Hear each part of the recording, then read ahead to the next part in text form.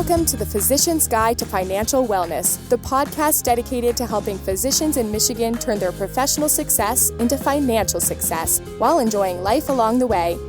And now, here are your hosts, Andrew Mushbaugh and Trent DeBruin.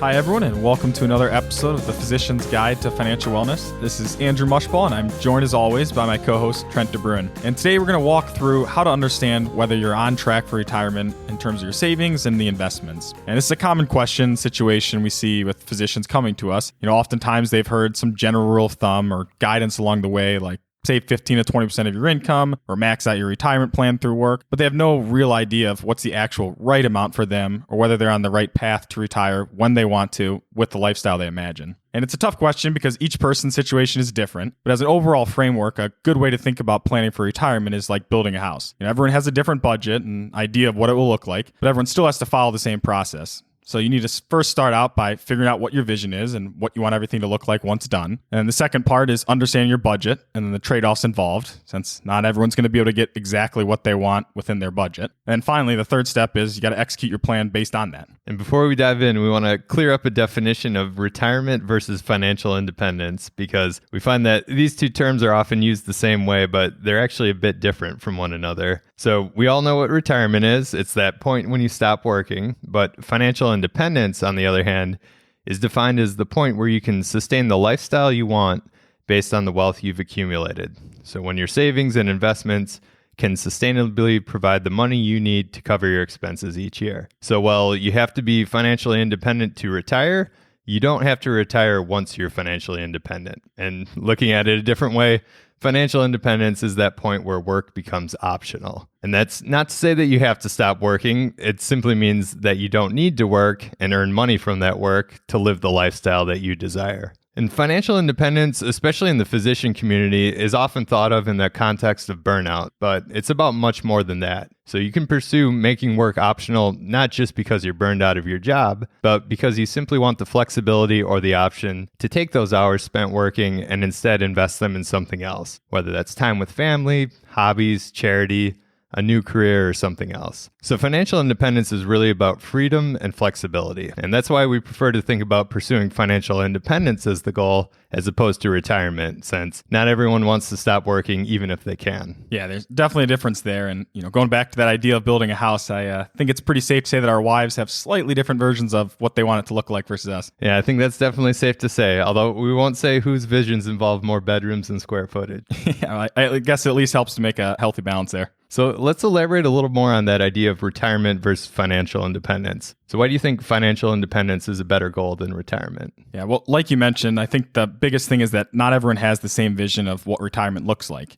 In the past, people would often work right up until a traditional retirement age and then completely stop working and pursue things that they may have been putting off, like golfing, volunteering, or traveling. However, not everyone wants to fully retire. And in fact, there are more and more studies coming out showing how challenging it can be going from a full stop or full career of working to then stopping and being in retirement. And so it's important to have a vision of what your ideal day, week, and month would look like before retiring. And so for some people, that may include working part-time or stopping completely and pursuing other hobbies or interests. And there's no right or wrong answer here. It's just why we recommend people pursue that goal of financial independence to make work optional, because that's going to give the freedom and flexibility for you. Yeah, that's exactly right. One of our clients who comes to mind where he's completely fine financially to stop working, but he chooses to work at a wine shop because he's passionate about wine and he loves talking to people and sharing his knowledge. So we know he's not doing it for the hourly pay or that employee discount, but it's just something he really enjoys. Yeah, and focusing on financial independence also makes things easier from a planning perspective, because it can be tough to know exactly when you want to stop working, especially if you're in the early or middle part of your career. But it's easier to think about when you want work to be optional, at least. And now I think most physicians conceptually get that idea of financial independence, but not everyone understands specifically how they can know when they're actually financially independent. Yeah, I think that's the hardest part for a lot of people, just knowing where they stand relative to retirement or financial independence, since they're used to getting that steady paycheck to fund their living expenses. But once that stops, it's hard to understand what's going to fund their lifestyle and whether that's enough to last. So as a starting point, it's helpful to begin by understanding what's going to create your retirement paycheck. And in retirement, when you think about your financial assets, you'll have a combination of your investment portfolio, things like 403b, 401a, 457b, 401k, IRAs, taxable investment accounts, plus your annual income sources, things like Social Security, part-time work, or a pension if you have one, although that's increasingly rare these days. And the way to understand whether you're truly financially independent is to see if you can pay for your ideal lifestyle year after year based on your investment accounts and those income sources. I agree. It's much easier to know you have a steady paycheck coming in versus trying to understand how to use your investment accounts to replicate that paycheck. So let's walk through how to know if the combination of your income sources and those investment assets are enough to be financially independent. Well, you want to start by getting organized, which consists of 3 parts. So part 1 is to get a rough idea of how much you spend each year. And when doing this exercise, we generally recommend people round up because we know there are always going to be those lumpier one-off expenses along the way. Things like buying a new car periodically, paying for weddings for the kids, home repairs, things like that. And it's better to overestimate your expenses than to underestimate them. Then step 2 is to understand your income sources. So for most people, this will consist of Social Security as the biggest one, but also any part-time work if you have it, and pension if you have it as well. And you want to look at what your monthly Social Security benefit will be and when at the age you start collecting it. For example, maybe you'll receive $3,500 a month starting at age 67. And you can get a copy of your Social Security benefit statement by calling the Social Security office or going to the website. And what that does is it shows you what your benefit would be at different ages depending on when you start collecting Social Security. And then the third step here is to add up all your investment accounts. This is the combination of cash in the bank, your employer retirement accounts, IRAs, and any taxable investment accounts. And to illustrate this exercise using some simple numbers, let's say as you go through these 3 parts, you figure out that your expenses are going to be $100,000 a year, your income sources will be $50,000 a year, and the total of your investment assets is $2 million.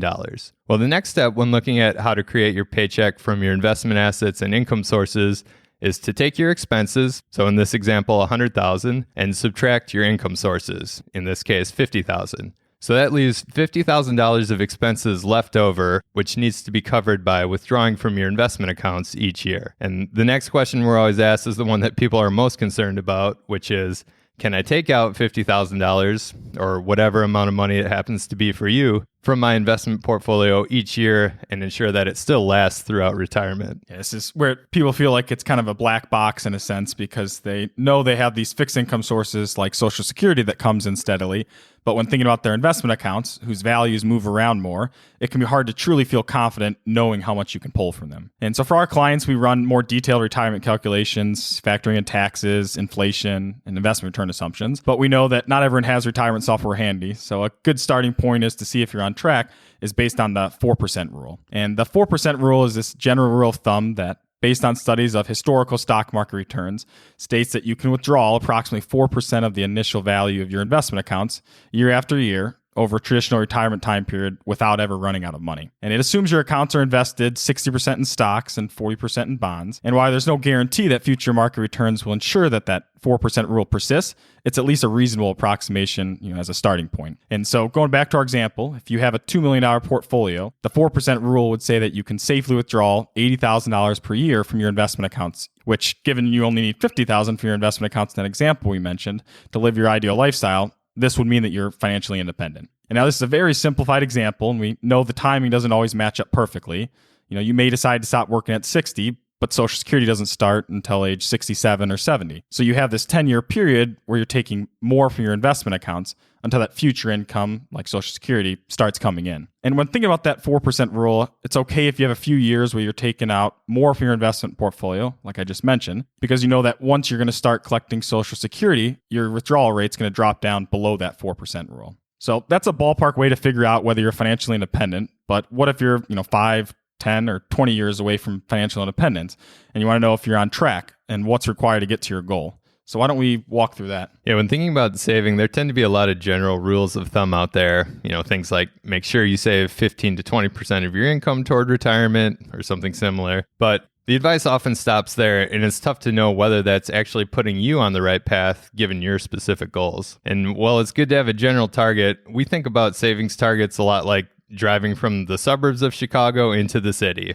So in general, it may take an hour to do this, but that doesn't really help you much if you're driving into the city during rush hour and it takes an hour and a half or even 2 hours. And the same is true with saving for retirement. It doesn't matter if you're meeting a general rule of thumb if that doesn't factor in your unique circumstances. For example, if you want to be financially independent earlier than the traditional retirement age, your savings rate will have to be higher. And then on the flip side, if you enjoy working and plan to work part-time past the traditional retirement age, then you may not need to save as much. But starting with the end in mind based on your unique goals and circumstances is the best place to begin. So going back to the process of creating your retirement paycheck using your expected income sources and withdrawals from your investment portfolio, you want to use the process to back into your target investment account value that'll allow you to withdraw 4% from it and fund your lifestyle. Yeah, well, thanks for bringing up good memories of my daily commute during the rush hour in Chicago there, Trent. Yeah, commuting on the train was a little more consistent for me. All right, so let's walk through some quick numbers on how to get to that target investment account size to know you are financially independent. So we can stick with that example of your expenses being $100,000 a year and your income sources being $50,000 a year, which, as we mentioned, requires you to take $50,000 from your investment accounts each year. And just as you can multiply your investment portfolio by 4% to determine how much you can safely withdraw from your accounts, you can reverse engineer the process to see how big of an investment portfolio you'd need to fund a $50,000 a year lifestyle. And to do this, you just multiply $50,000 times 25, which equals $1.25 million. So that's your target value for your investment portfolio. And the next thing you want to do is compare where your investment accounts are today to what's required to fund your lifestyle when financially independent, which in our example here would be $1.25 million. And from there, based on the number of years until you want to be financially independent, you can calculate how much you need to save each year or what type of investment returns you would need to achieve to get there. Now, we've thrown a lot of numbers and percentages out there so far, so we won't go into the weeds here, but know that this process can be done using financial planning software, or more crudely, by looking at historical investment returns based on how your portfolio is invested and assuming that as your rate of investment return. Although we always like to point out that there's no guarantee that future returns are going to be similar to past returns. But the key message is to get a rough idea of the investment portfolio size you'll need, and that can then be your aiming point to know whether or not you're financially independent. Yeah, it's definitely easier to figure out what's required today if you have a clear idea of where you want to be in the future.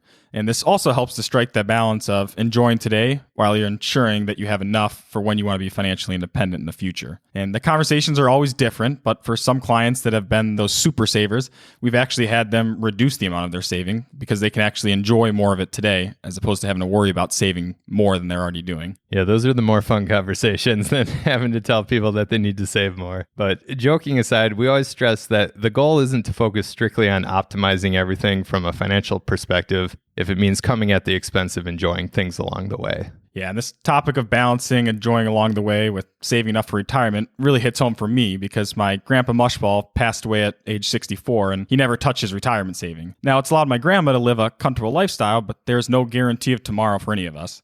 But on a more upbeat note, since we always like to look at the positives wherever possible, my dad loves his job and never wants to fully retire. So he's done a great job of enjoying it along the way while still preparing for his version of financial independence. So our hope for everyone listening is that if you haven't already, you'll spend some time thinking about what you want life to look like once you're financially independent and not feel guilty about what that involves, whether that's stopping work completely, scaling back, or continuing full time because you love it. The goal is just to be intentional with your plan based on what's most important to you, and then have an idea of where you ultimately want to be, because that's going to allow you to then work backwards to figure out whether you're on track to reach that or what changes you need to make to get there. So in summary, when you're thinking about this, you want to focus on financial independence and not just retirement. You also want to make sure that you understand what's actually going to make up your retirement paycheck. Looking at income sources like Social Security and withdrawals from your investment accounts. And then when you're thinking about withdrawing from those investment accounts, you want to use the 4% rule as a rough estimate of what size investment portfolio you need to reach financial independence. And if you're getting closer to retirement, you want to understand how much you need to be saving and investing each year to reach that financial independence goal by comparing the value of your investments today to what size investment portfolio is required to fund your future lifestyle. Well, we appreciate you all joining us for another episode on the show, and thank you for the time that you're spending with us. And if you have any thoughts you want to share or questions you would like to have answered, feel free to email us at info@mdwmllc.com. And you can also visit the podcast page of our website, mdwmllc.com/podcast to access the show notes and everything we covered today. And take care, everyone, and we'll look forward to talking with you all again soon. Want even more ideas, tools, and resources on how to make smart financial decisions?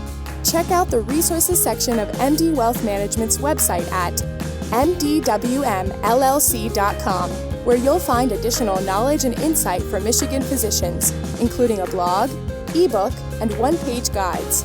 While there, you can also schedule a 15-minute conversation with Andrew and Trent to learn more about what it means to work with the firm and how they serve physicians. If you've enjoyed the content, please leave a review on iTunes and share with your friends and colleagues. Thanks so much for listening. Andrew Mushbaugh and Trent DeBruin are certified financial planners, principals, and co-founders of MD Wealth Management, a registered investment advisory firm in the state of Michigan.